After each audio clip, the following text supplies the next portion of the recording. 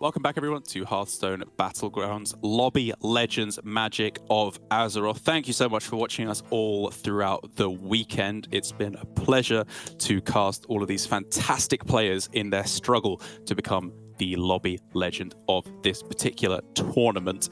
We're getting to that point where it could be done. Riverpusa again at 20-point threshold. So a win from him specifically, first place only, will crown him as our champion, Lorinda, as we jump right into the game, which you love to see. But you were hoping for a turnaround, right? One of the lower-tiered players to claw their way up, perhaps. Yeah, I don't mind either way. I mean, I don't mind if one of the lower-tier players claws their way right at the back and then Riverpusa wins. I'd like to see Riverpusa win in some ways, but yeah, also want to see somebody just go win, win, win from the bottom. As he had a choice there between Rafarm and Zephyrus, decided that Zephyrus is the more high-rolly of the two, which is quite a tough choice to make. The armor may be swinging it that way. Obviously, you can just get some crazy things happen with Zephyrus sometimes. All right, the almost obligatory Murloc and Denathrius having been picked already. No surprises there. But what do we have on Denathrius' quest for turn one? Spend 30 gold is quite a lot. Have 12 friendly minions die. A little bit easier, I want to say, on Tiny Henchmen, especially with Pirates available to get the Scallywag on turn one. Mummy as well available for mechs. Yeah, I wonder if the henchman isn't... Yeah, you take the henchman, don't you? Okay, takes the gold. Interesting, okay. They're both kind of nasty, like you were describing. The henchman's a worse reward, but if you're getting it done early because you've started early, not because it's particularly easy to do, the henchman will be kicking in like turn 5, turn 6, actually have some value. But fair enough, it is a pretty grim reward a lot of the time. How do we feel as well about picking the Swabby and then playing it on turn one, as opposed to going for a level and then playing it afterwards, as is, I don't know. Yeah. I feel like the play I usually end up going for nowadays. I usually hold, so trying to work that one out. Oh, never mind. Just stay low. Play Warrior Curve or Chief Curve and get on with his life, right?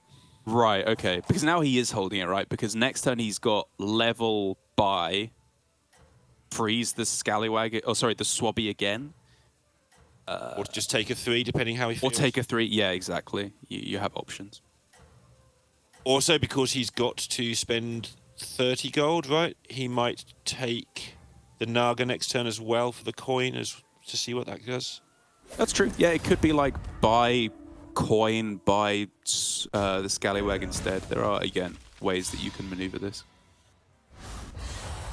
See what he does. He might feel he needs the 3-drop here as well. See how he does this. Majority of players going for the level though, and we can see Riverpusa, the player that we're keeping the closest eye on Zephyrus, which we haven't seen all too much of, and the one time we have, I think it's performed pretty poorly. But looks like it's not going to be a 3-on-3, or we would have seen it already. The only player doing so, obviously, Zixo on the Togwaggle. And wow, actually Torisan on Murloc Holmes also with a 3-on-3. Oh, he's just going for it, Alex is here. Love it. Full hold. Oh, this is greedy. So much available next turn to him. I mean, he knows the cookie has gone 3-on-3, right? Which means you're going to be facing a 3-drop, maybe saying, I'm dying anyway? I don't know. Oh, sorry, you're going to be facing not a 3-drop, a discovered minion up to tap in tier 3. Liverpool also holding stuff. Obviously, he's going to take maximum, like, extreme strategy, so not so surprising here. Wins the fight anyway, because everyone's doing the same thing. Hey. What quest? This is going to be crucial, perhaps for the whole tournament, what he gets offered here, and how greedy he chooses to be. Okay. Stolen gold, refresh 10 times. That's doable for sure. It's just about how much you want the stolen gold. No beasts in the lobby, which makes that a little worse. Probably looking at Spectre here, I've got to say. Or death battles should be doable. Mayhem. Yeah, again, we can't see the shop, though, which makes it a little tougher. Okay, you got a selfless. Spectre. That's enough. And yeah, I'm not a particularly earth-shattering set of quests there. Not when you're looking to win and win only, but nice enough. Okay, Zixo on a crucial turn with Togwaggle as well. Ends up on friends we made along the way. I didn't see what particular minion type it would be offered to him, but that is some potential extra value later on. Not necessarily the highest immediate tempo quest. One that is very high tempo is Mirror Shield. Dragons and mechs, you know, there's a dragon in the shop is potentially something you could be looking at, because summon 15 minions for friends along the way is quite a lot. Mirror Shield will just bail out on Power Star, but he does Wow. go friends. Okay, okay. Does have a golem in play already, I guess. That's true. You want Alex already completing second quest. It was the second quest he got. Not the first one. The turn he discovered it. That's insane. So holding back all those pirates. He held everything. And exactly, yeah. And it worked out. So I don't think we've actually seen Teal Tiger Sphere, is that what it's called, as the one that was offered there, where you get +1/+1 for each time you've refreshed the shop. Or Teal Tiger Sapphire, sorry. Sapphire, yeah. Teal not Sphere. Tiger Sapphire. It's how I pronounce it. It's how we do it in the South. How we talk in the South without, we just go Sphere. You know? Yeah, this is a Sphere. +1/+1 for each time the tavern was refreshed this turn. To me, I've got to be honest, it feels like one of the ones I'm less happy to see. I just never know quite how to make it work too well. I took it a lot when, like, the first day when I didn't really know what anything was doing, and it's not as bad as maybe it's got a reputation for, because there's other things are better. You just play the game, and sometimes you just roll 4 or 5 times. Maybe you find an Elise in the shop, and your last things are all 9 9s and 10 10s. Sure. Yeah, get some nice big divine shield. It's only good for maybe like 2 turns. If you can't complete it pretty much instantly, you soon get out-tempoed. Okay. Which is why it's so big for Alex that he was able to do so, especially because he is on such a low health total at this point. Really wants to stabilize and get himself into that check position. Real hodgepodge, though, for Rimgosu right now. Yeah. No direction whatsoever, just trying to get stats on board right now. No chance of a triple. Or, I guess, sorry, Pip kind of counts as a pair in its own right, but limited chance at triples. Yeah, and still sort of working towards what? Not the greatest quest, just the Spectre's quest as well, which is fine. We've seen it do well before, but still only mediocre. If you're this far behind, you want your quest to be something absolutely nutty. I think you had at the start of your turn get 2 random Naga as the quest for having. Okay, friends along the way. Sorry, my bad. Yeah, which, again, like, could be good if you get some clutch ones after Tavern tearing up a lot. But far from guaranteed as Denathrius falls down yet further. 19 health, almost in the danger zone, and an absolutely pathetic board. What are these? Did he red hand this, though? Probably. Otherwise he's dead, yeah. I was going to assume he red-handed this.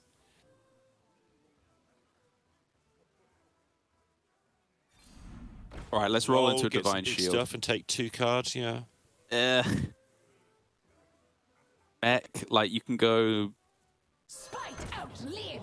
the Boombot and Iron Sensei is where the most obvious synergy is. Unless you want to ignore that a little bit, and you could go Boombot plus the Naga in order to just like have some more Nagas in play in case you get the Reef Commander.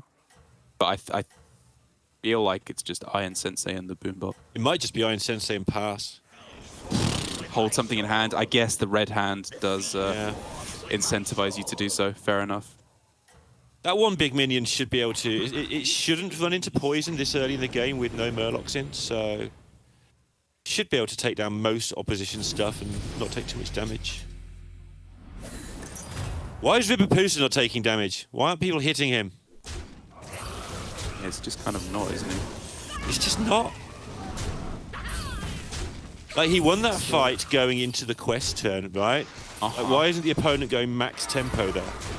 I'm not saying you shouldn't look after yourself, that's not a criticism, just asking. One of the options there is just go max tempo, knowing that Ribapusa's got a hold and doing 7 damage to him. Right. Otherwise, he could just win the lobby. Yeah, it feels like players are just too focused on their own game plan, right? They don't have time to specifically tailor high tempo plays to kill their opponent. as we see, wow, Reba Pusa, the player that we are keeping an eye on. If he wins, this tournament ends and he is crowned the champion. And he has 2 sets of pairs on the board. Tavern tier 4. And next turn, he could just get himself a 6-drop if he wants. Yeah, and he's going to want, right? He would take a lot of... Probably. A lot of damage here.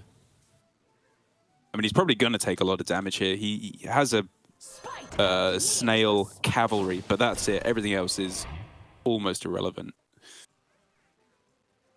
Not quite. It's turn 7, but, you know, he's not winning fights with this.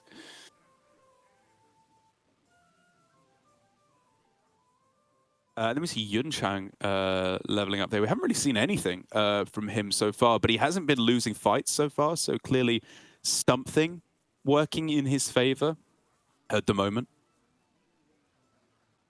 Yeah. Not looking like a winning board, is it? I think he's... Absolutely, the next couple of turns crucial there. What is Zixo doing with all this stuff? He's doing lots of stuff, if nothing else. Yeah, right. There's a lot going on with 10 seconds to go here. He's waiting This is for where at the end of the turn. Yeah, the APM needs to start moving. He gets the button, he gets a triple. Oh my god, it's time to go. No, just... Sure. No. Yeah, fine. He can get a 6-drop next turn.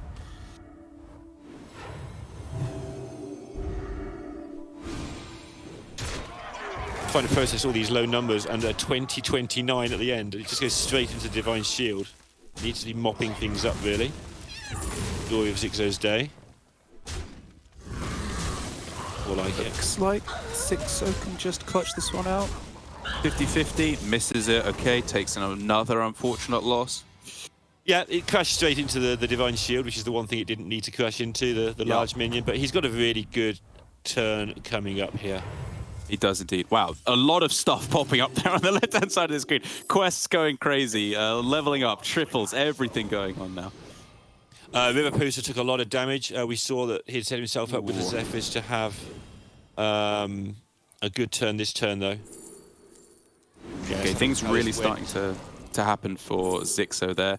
As you're saying, triples galore here now available, as that was only the first triple offered for River Pusa. I think gained the old-fashioned way, whereas now the hero power being used. And gets the an gold. Thissa.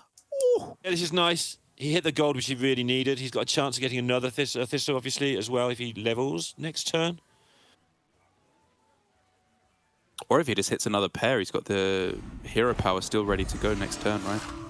Yeah, but what I'm thinking is if he hit another Thissa before using the hero power, depending how many he has left, then he can triple the Thissa. Just being super greedy. Sorry, I should have specified that.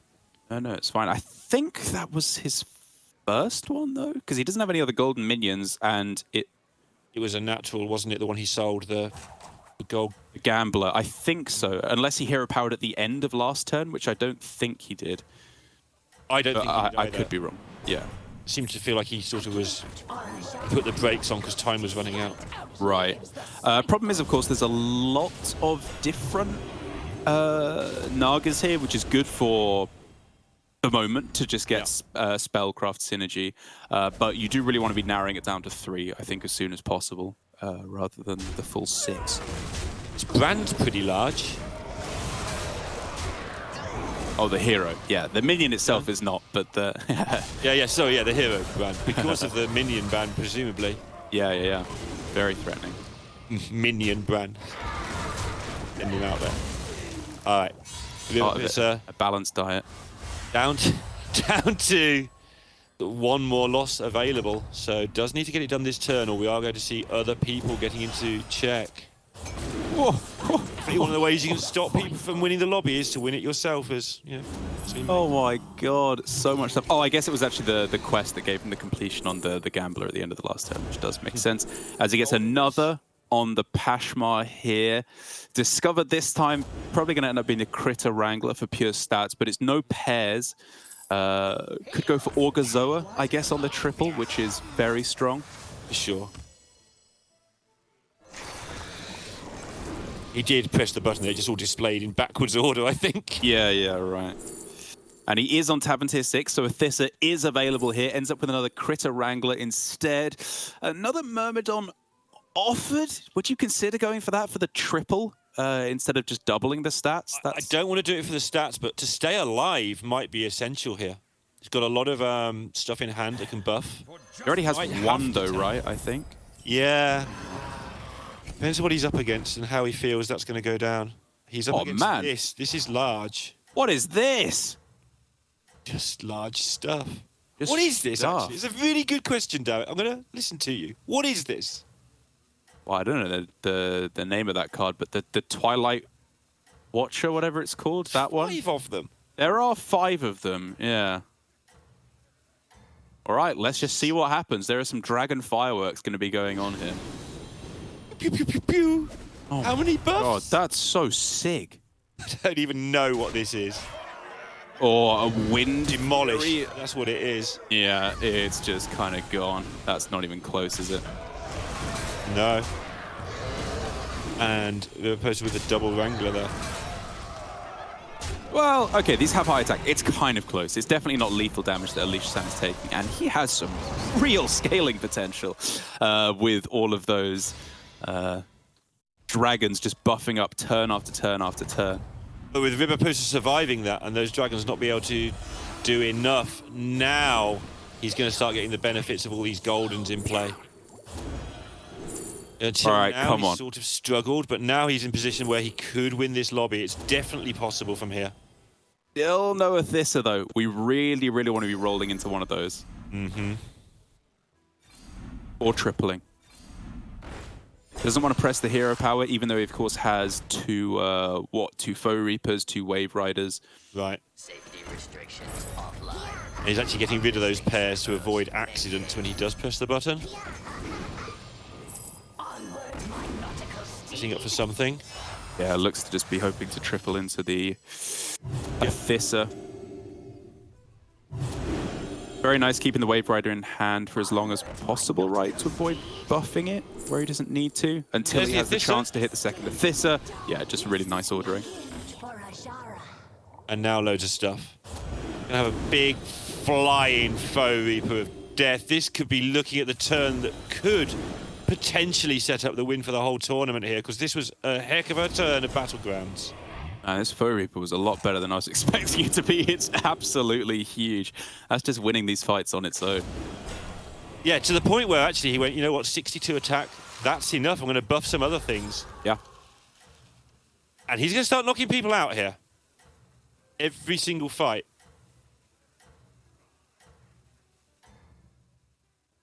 This is hard to stop. No Murlocs, right? People are going to have to outstat this. Yeah, rely on some Mantids, some Leroys, that can start to help, but boy, oh boy, is this Foe Reaper just too much. Like, yeah, the board's just gone. Just kills this, yeah. Bam, bam. Completely deleted. Yeah, bye-bye. One down, 6 to go to win the tournament. Derek, this seems to have happened so many times in Lobby Legends, it really is looking like it might happen again. Just so well played by Riverpusa. You really love to see it. I think very liberal use of his hero power, not relying on specifically getting the Mantid Queen, is I think exactly what we wanted to see. Whereas now, you know, he has the double discover off the golden Gorgonzola every turn. Gorgonzola's a constructed card, Derek. Oh, sorry, my mistake. But I can never remember what it's called either. I remember what we used to call it, but there we go. You really want Elise to try and get another Athissa? I don't think so. I think stopping and thinking that question was a good idea, but just being greedy here. You're going to sell for the pig, yeah. 2 more spells in your hand to buff all your stuff. Yeah, it's plus a lot, plus a lot.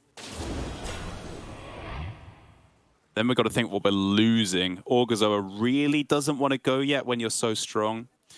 So I do respect... Wave Rider eventually? Probably, yeah. Maybe not, I don't know. Maybe Pashmar. Maybe Pashmar got another one. At some point, you're going to need that spot to get Divine Shields in as well. Yeah. But for right now, I fully respect holding on to it. He is going to get 1, 2 spells in hand, so plenty of hand space to work with as well. And a minion, sorry, off of the Spectre. And we're looking around the boards now. Like, this is Torasan, who is doing quite well. Scaling on the Tower goes. Yeah. Nowhere near what River Poser's doing. Yeah, exactly. It's still just that Bow Reaper that's going to absolutely shred through everything going on here. Yeah. Or thresh, more appropriately, perhaps. Yeah. Zap, zap. And like the minions are going to survive the attacks into Divine Shield. He's got them covered pretty much by 1 or 2 health per time. Yeah, look at this every time. It's just not big enough. And that's 2 down, man. 5 to go. He's just destroying everybody and killing them as he goes. Nobody has a high health total, apart from Zixo. Nobody's got a chance to respond to this. He is just the Terminator, man. Everyone that goes up against him just meets their We have doom. a look at Zixo. Awesome. Sottle on the same page. Same stuff, but worse, right? Same stuff, but worse, yes, in terms of scaling. I mean, again, I'm trying to think, like, Poison could be enough, or maybe a bit of Divine Shield could be enough to counteract that to an extent. But it's just that Foe Reaper, man. It's going to shred his whole board. Yeah, and Zixo has to be bigger. Like, when we get to the point where Zixo fights him, which isn't yet, thankfully for Zixo, River Poser's scaling faster, so Zixo's going to have to win on tech. So, yeah, like you're talking about, Divine Shields, maybe a way to remove them. You can't use a Tunnel Blast and level the playing field because you'll lose on stats alone. So he's got to find some clever ways to use Selflessness, some clever ways to use Mantids, and I don't think he's going to get there, but he's looking like the only hope at this point. Alex done a much better job of surviving than I thought he was going to do, to be honest. Not because of his play or anything, but because of the position he was in. It was looking very, very dire with just a very paltry amount of health, quests that didn't seem like they were working together all too well, but Divine Shields, buffing. This is a nice little board that can get him probably victories against most of the field. But again, even if you can reactivate the Divine Shields on these Deflectos, doesn't feel like it's quite going to be big enough to be fighting back against the Nagas and the Foe Reaper. And the Foe Reaper. Okay. Yeah, okay, sure. Good talks, as they say. As we're going to watch SSA eliminated from the tournament. The Foe Reaper can explode to the Leroy here, but yeah. I mean, he scammed himself out of worse before, I don't know. And we've seen this pattern throughout Lobby Legends history as well, where Yeah. is this constant sort of chain of faces getting eliminated by the person we know is going to win. We don't know. Like, Zixo could put a halt in this. Something could go wrong. The Zephyrus is only on 13, so 1 loss could lose. But we've seen this. We've heard this sort of commentary time and time again before as well. We're like, who's going to stop him? Can't see it. And this has all the hallmarks of one of those games where it just doesn't get stopped. These dragons aren't doing it. This Alicia Chan build has been... Alicia San build has been pretty comedic all the way through. It's very cool, though. How big are his minions at this point? Yeah, okay. No, it's not getting it done. It's cool, though. I liked the idea. As another Nether Drake comes down, he's almost got the triple for a Diamond Nether Drake. Pretty sure that's how it works. Yeah, absolutely. You get a Diamond one and it gets like 9 times the stats and then dies to a Foe Reaper. Actually, it would be really large at 9 times the stats, let's face it. Where do you go from here as well? That's a rhetorical question. The answer is you don't, right? This is your build. This is who you are. This is what you've become. You're just weird dragon build. Gotta look yourself in the eye and realize this is where it's all come down to. Alicia San did need to get a top 5 finish to reach Czech. That's sort of taken a back seat the way things have gone, because it looks like River Poser is very likely to actually take down the whole tournament. So this weird build has done the job that Alicia San needed it to do. Right, and so players who have made it through now, Alex has gone high enough, Alicia did good enough by making this point. Say just got enough, being on 19.5 points. So there's like 4 players who are going to be in check at this point in the game. But the game might be over. It might be over, exactly. We need a champion for all the remaining players to take down Ariba Pusa. And I got to say, right now, it doesn't look like Alicia San is going to be our fabled champion. I would say that's a good call, Derek. Look at the size that's happened to Ariba Pusa while we've been away. Yeah. Observing, absolutely correct, by the way, to be watching the person who is trying to beat them. It's like David versus Goliath, except if Goliath had like a plane and a bomb, and David still just had his little sling or whatever. Like David's sling was taken off him. Yeah, exactly. Tie his hands behind his back. Right, we have come down to the main chance, I guess, here. Yeah. Athreus with the Deflectos, maybe they can get it done. Exactly. I think that realistically is the chance here. Zixo is just not scaling fast enough. We talked about those tech cards. Honestly, I was kind of talking very nebulously about like possible kind of sort of counters. They're not really there, right, against a giant foe reaper of that magnitude. And another Athissa available, which is passed up because he already has the blooming golden one. So it's just glow scale instead. It's really just needs to be repeat Deflectos back to back to back to back, reactivating, refreshing, starting again, and trying to get enough Divine Shield activations. Yeah. I don't work out where Ariba Pusa goes from here. Obviously, there's a good chance he just wins, but gathering his own tech cards in the corner there, look. His own selflesses, another foe reaper in case he needs to take some Divine Shields off, just gathering some pieces. And from where he's sat, he needs to work out who the biggest threat is, so when to go in on these tech cards. You know, Zixo lost the previous fight. Looks like becoming a little bit more of a threat with a Mantid Queen picked up. Obviously a very kind of monochromatic board right now with just one minion type overall. It's the problem we highlighted. He's doing the same thing but worse. Or Yes, exactly. started off further behind and worse, right? Yeah, I suppose did a lot of work for Ariba Pusa, actually, in being ahead. that's true. Yeah, this isn't going to do it.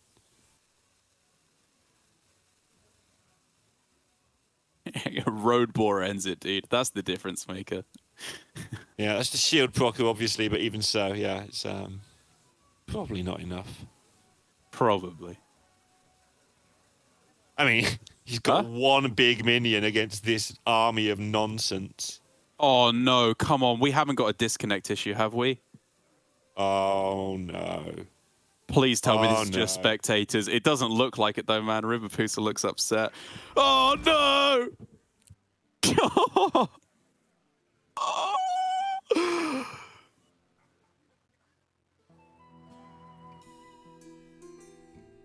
Well, we're here to talk about something, Derek. What would you like to talk about? Nice weather out there today. Yeah, lovely. Very pleasant morning, very temperate. We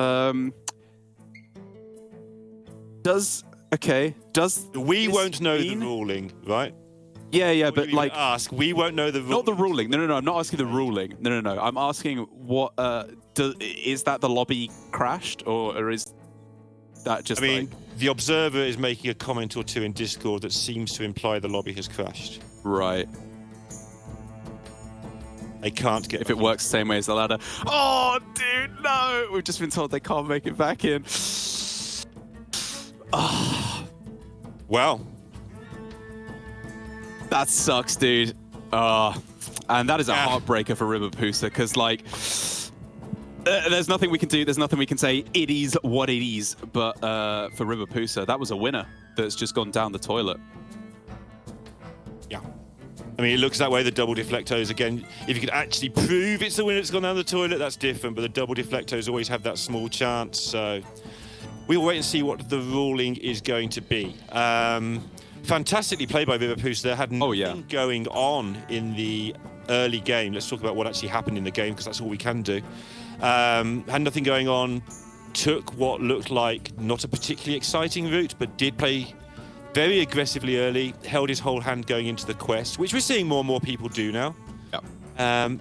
Where do you stand, Derek, on the argument I've sort of been having with Sottle as to how do you stop the person who is in check within the game? Like, do you risk your own life to do it and put some damage in. For instance, going into that turn where Vivapusa held back for the quest, his opponent did the same thing, but could have put maybe 7 to 10 damage into him. But also the other argument is if you win the lobby, Vivapusa doesn't win the lobby. Where would you play it? I mean, it really depends where you are in the standings, right? And like, I don't know if it's the right term, but like crowd psychology, like psychology starts to play into it, right? Where no one wants to be the one who's going to be the bulwark that's just going to stand in the way of their opponent from winning the lobby by just going full tempo, you know, ignoring leveling, ignoring winning the game. Every time you go against them, you hope to queue into them multiple times and you just be as strong as you can initially. If you were who was it at 19.5? Alicia-san, right, in that game? Yeah. If you're at that point, you're almost guaranteed to make it. And if you go super high tempo, you're probably not going to finish 8th anyway. You're probably going to finish like 5th or something as people start to outscale you. So if you're in that position, I think you could make a really good argument for just ignoring a win in this instance and just being as threatening as you can in these early mid-turns to try and knock out specifically the first placer. But the problem is, of course, then you kind of are doing the same thing as everyone. You're taking everyone down alongside you. So it can be very difficult to target. We are going to go to a break. Again, we cannot apologize enough to both the viewers and the players for what has happened here. It absolutely sucks to see, but we'll try and get everything sorted out and we'll get an official ruling about what is going on. So thank you for sticking with us. And when we come back, Lobby Legends, Magic of Azeroth will continue.